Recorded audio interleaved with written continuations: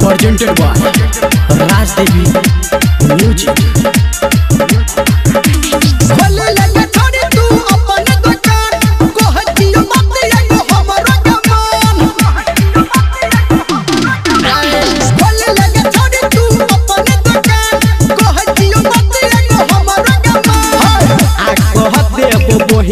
हम ही कहर मांगदा लाग छौ जवानी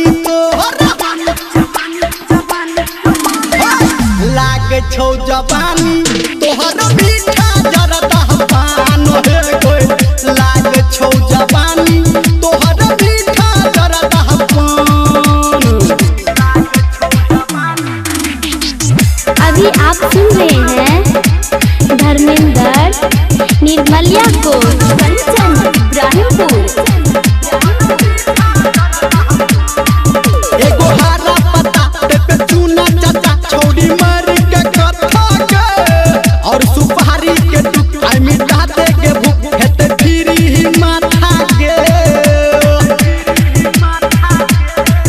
एगो हरा पत्ता पे चूना चाचा छोड़ी मर के कथा के और सुपारी के टुकड़ा मिटा दे के भूख हेते फिरी ही माथा के।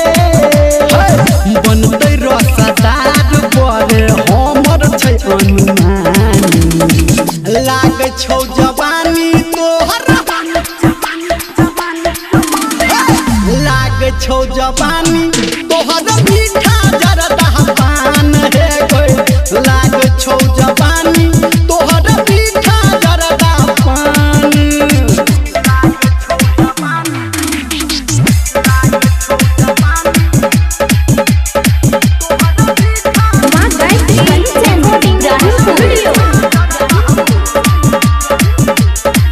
चल जल्दी लगा नहीं बात बना नहीं कर तू देरी के एना बात न चुप कने है के तू रुक हम कहबो जरूरी के। चल जल्दी लगा नहीं बात बना नहीं कर तू देरी के एना बात न चुप सुन सुन है के रुक हम कहबो जरूरी के।